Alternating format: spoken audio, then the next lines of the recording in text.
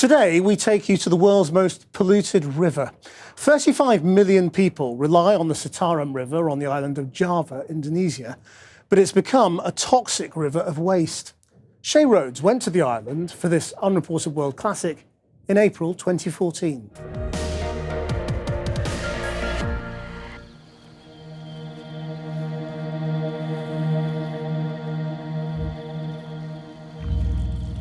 It's 6 a.m. and I'm on the Citarum River with Herman and his son Alec. You can barely see the river. It's just covered in plastic. There's all kinds of rubbish here, from shoes, nappies. It's all household rubbish. This is stuff that people have thrown in, and then every now and then you come across something like that. A dead fish just floating. Oh. What is it?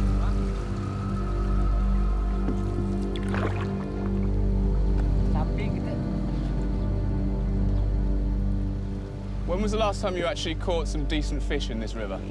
Udah lama, Bu. Ini sekarang nggak dapat. Nowadays, Herman and his 13-year-old son are after a different kind of catch. They're scavenging for rubbish. What kind of plastic are you looking for? Iya, rongsok doang, Bu. Iya. Karena ikan-ikan kecil itu lagi ngambang gitu.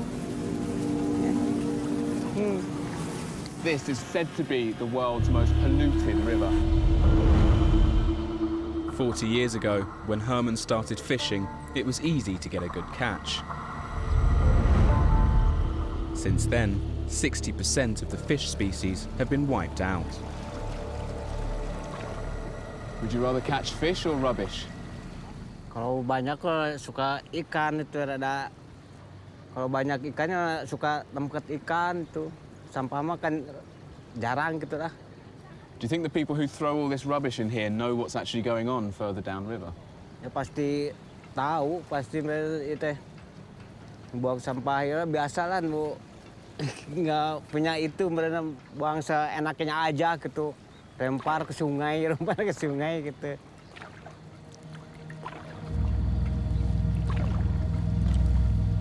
10 million people live on the Citarum.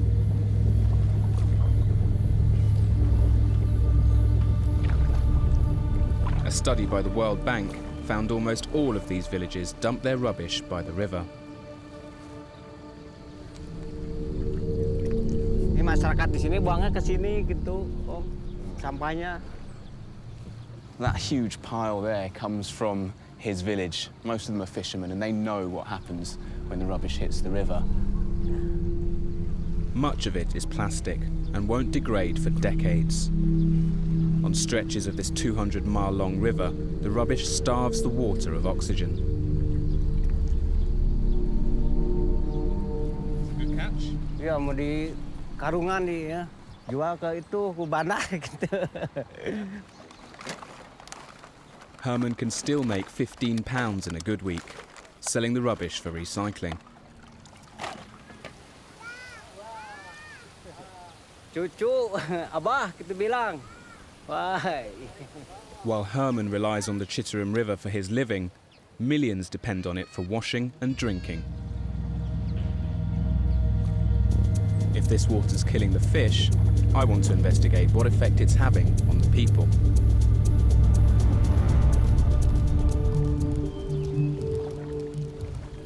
I head 30 miles upstream. Here, the river passes through Majalaya, a major industrial area. A booming textiles industry has seen the population explode by 300% in the last 30 years. This is one of the thousands of villages that's dotted along the Citarum River, and I'm here to find a woman called Iwa who's going to show me around. I've arrived on her birthday. Oh! No. Thank you very much. This is Iwa. She's one of the most popular people in the village, and she's the go-to lady if you've got a problem. She gets your children enrolled in school, she gets you registered for healthcare. She can sort anything out. industri. But there's one village problem she's struggling to fix. Iya sama. Di RW 7 juga sama kayak tadi pipanisasi resapan ke sumur-sumur sama. Water from the Chitterum River is channeled through this village, bringing a tide of pollution with it that's seeping into the drinking wells. Udah nggak bersih lagi kan, tapi fungsinya masih tetap sama, dialirkan ke sini buat keperluan semua. Saya juga masih waktu kecil berenang di sana di kali, masih jernih. Everywhere I look, people are using the river water. Nearby is an outlet from a textile factory. Are you worried about this water at all? Ya, kadang-kadang kalau nggak diperas begini itu kena kulitnya kalau dipakai begini. Kalau sekarang hari Minggu airnya agak lumayan, nggak begitu keruh ya. Kalau bukan hari Minggu mah ada air yang hijau, ada yang kuning, ada yang merah, ada yang hitam gitu. Tidak bisa dipakai cuci gitu. These water channels are also open sewers. This is the communal bathroom here in the village. They wash clothes, they wash dishes, they brush their teeth while all the time trying to expertly maneuver around bits of human excrement that are floating in the water. People here know this is dangerous, but they have no option. Ewa's biggest concern is for the village's youngest residents. Assalamualaikum. Kang Ade, Kak, keluar. Oh, darling, scares. Sanya is 18 months old. Recently, she hasn't been able to stop scratching her face. How long has she had this rash? Hampir 2 bulan. Why do you think it's the water? Airnya kotor dari situ. Resapan air itu kotor dari kali-kali gitu. Ya kan ada telnya, anjing orang ke puskesmas sesarangan sama Pak Ade. Tapi kan saya jam 10-an anjing angkat sesarangan gitu.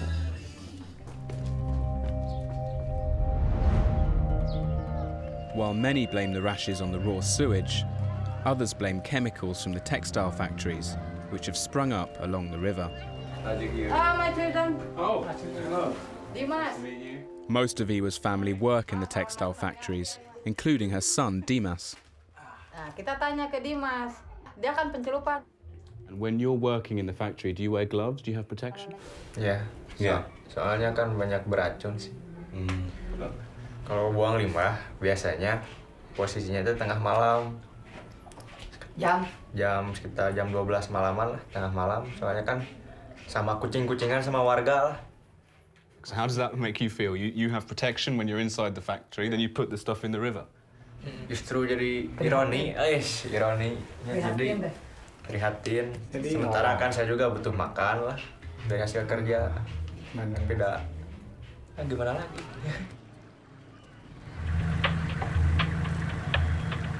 More than half the adults in this region work in textile factories. Stitching, weaving and dyeing clothes for some of the world's biggest fashion brands.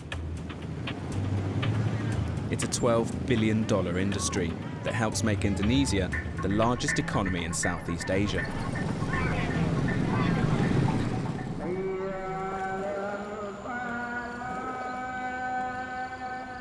The next morning, was arranged for her brother to take me on a tour of the Chitterum. He wants to show me the various sources of pollution which he says are poisoning the river. Denny is the most vocal environmental campaigner in this area. Why is there so much rubbish all along the sides of the river? Ya, kalau untuk jumlah penduduk, untuk satu dusun aja ada 6.000, itu dalam satu kawasan desa. Tumpukan sampah, karena memang sarana yang disediakan pemerintah pun minim. Nah, ini adalah mulai masuknya pabrik industri nih di sekitar Sungai Citarum, yang dimana mereka mengambil air dari Citarum dan mengeluarkan limbahnya pun ke Citarum.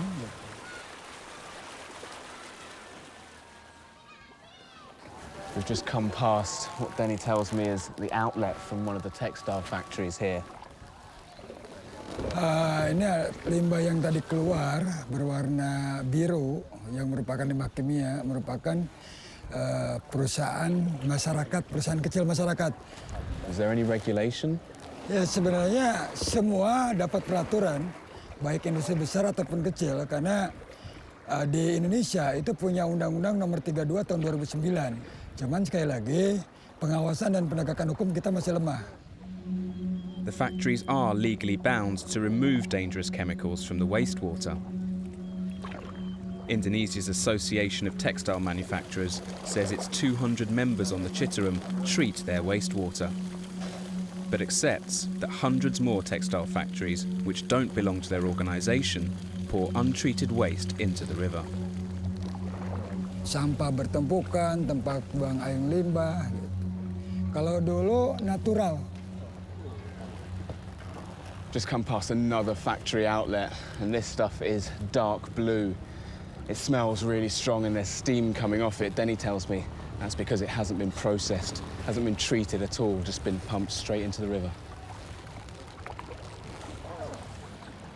Ini limbah kimia, bahan berbahaya beracun keluar dari industri tanpa menggunakan instalasi pengolahan air limbah. Kalau pemerintah membiarkan ini, maka sama dengan menciptakan bencana ekosistem.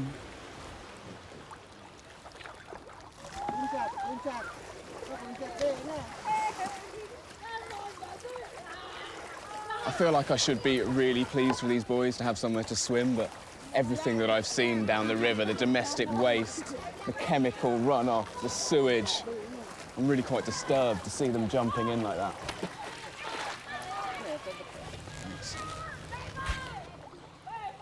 The scary thing is, it's this same water that irrigates these paddy fields, and everyone who lives around here eats rice that's grown in fields like this one. The wastewater that I've seen flowing into the river looks pretty bad. I want to discover how dangerous the pollution is to human health. I've enlisted the help of Dr. Sunardi, a scientist from nearby Pajajaran University who spent his career researching the Citarum River. They dump their rubbish there. You can see the toilets just over there, and there's this outlet from one of the factories. He starts by sampling the channel that carries river water through Iwa's village. Dark brown, right? Oh, dark red. Yeah. Water is very acidic. He'll analyse the samples later, back in his lab. Next, Dr. Sunardi tests the drinking well, which locals believe provides the cleanest water in the village. This well from the river is so close. So it's possible the contaminant transfer to the well to the ground. Dr. Sunardi will test these samples for industrial heavy metals, like mercury and lead, which can cause serious health problems. This is Adi. He has a baby daughter. And they wash her using this water. The water comes from that river. Which is where we're heading to take our final sample.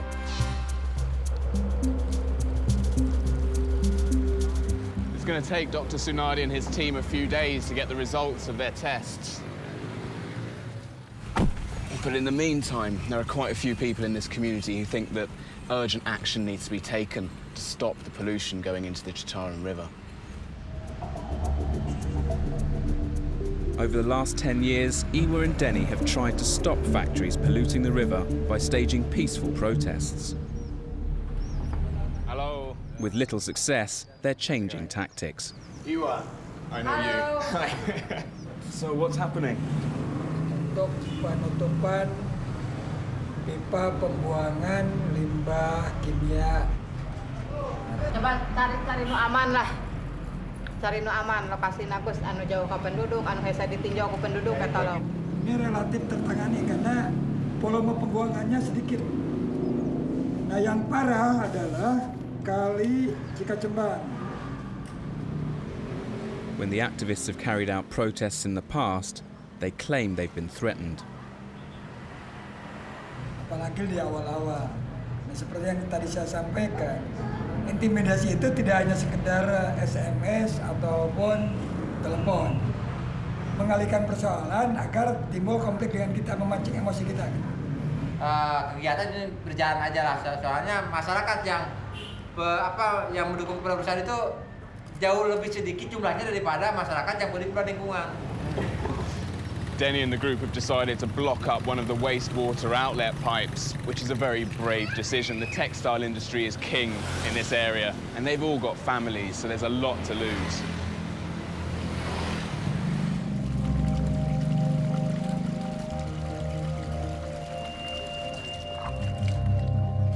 Back in the village, baby Sanya still has her rash. Her family uses this pond for washing, cleaning, and they even boil it for drinking.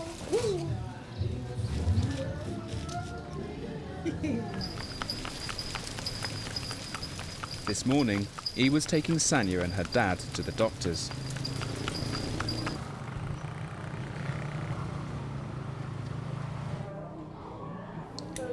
Bentar ya, Dede pinter Dede.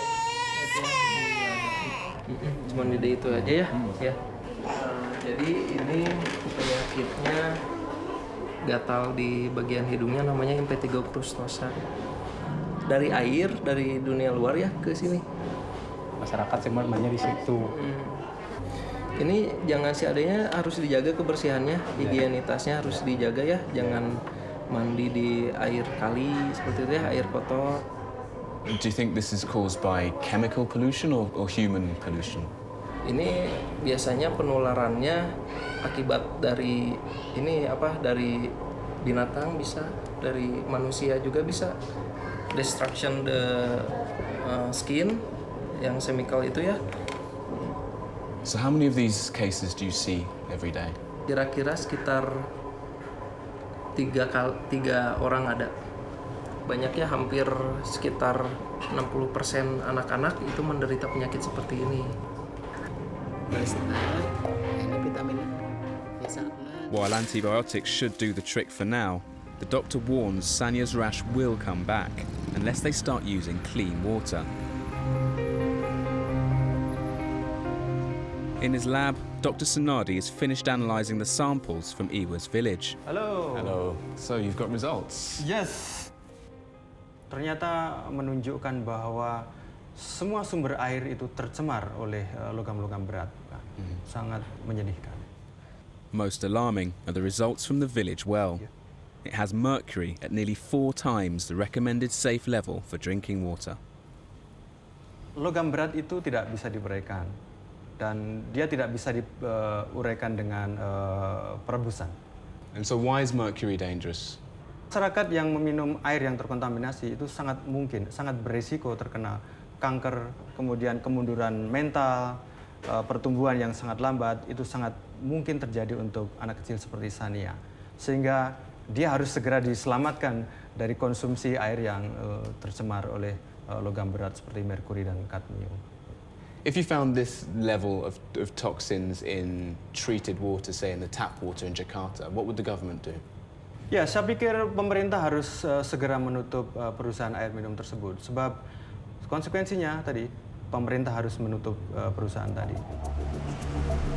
The dangers of heavy metals are well documented, but no one is monitoring what they're doing to the people who live on the Citarum.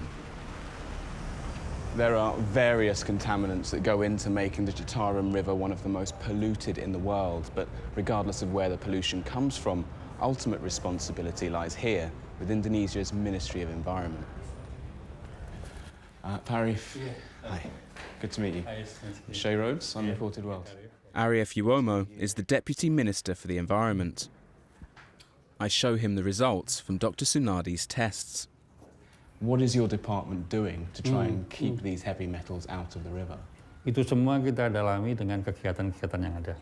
Dan kita juga punya baseline-nya, dan kita berharap juga dalam waktu tertentu kita bisa turunkan dengan cepat, dengan pertimbangan bahwa memang itu kesehatan manusia yang utama.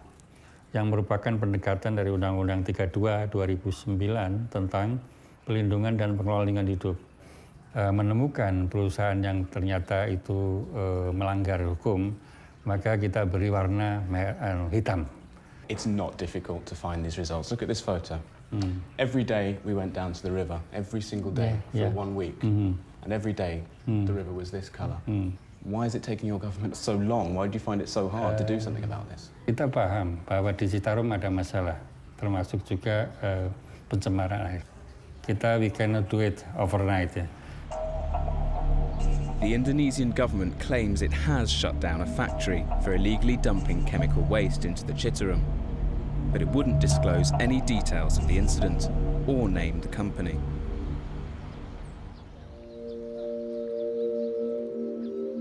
Back in the village, I'm keen to find out if Sanya's antibiotics are working.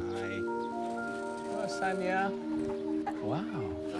Udah baikan sekarang. It's really great to see that Sanya's rash has cleared up, but now that I know what's in this water, I can't help wondering how long it's going to last. You're always smiling. It's almost like you're not too worried. Senyum sih bukan berarti happy. Kadang kita ingin menertawakan pemerintah setempat. Seorang gubernur Jawa Barat, Pak Heriawan mengatakan, Insya Allah Citarum tahun 2015 airnya bisa diminum. Saya ketawa aja. Apa iya 1 tahun? Sekarang kan 2014. Dia kan bisa mengajukan karena pemerintah. Tapi kenyataan di lapangan dia diam aja kok. Iwa and her campaign group have lost faith in the government. Today, they're taking matters into their own hands.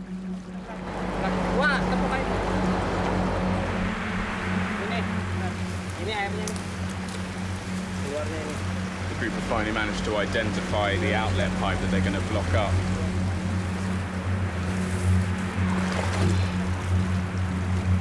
Yo, sisi balik tuh.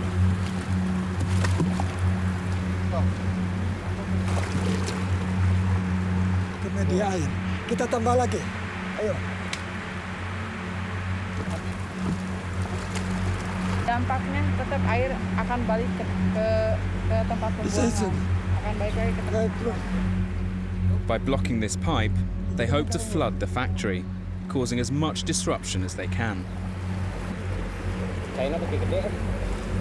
Nyanyi ada ketahan tuh. There are dozens of factory outlets along this stretch. I can't help thinking this is more a symbolic gesture of defiance. Tapi kita anggap selesai ketika pabrik tidak lagi mengeluarkan pencemaran. Dan akhirnya kalau mereka tetap mengeluarkan limbah, kita akan permanenkan. By the next morning, the blockage has been removed. Denny never found out whether they managed to flood the factory.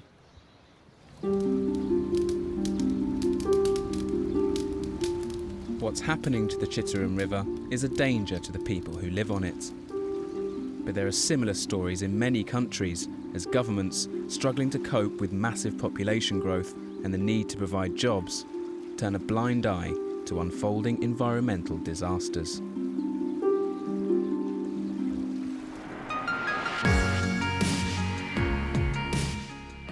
Thanks for watching this classic Unreported World episode. Click the logo to subscribe for more award-winning documentaries from the Unreported World team. We upload videos every Wednesday and Sunday, keeping you up to date with content from all over the world.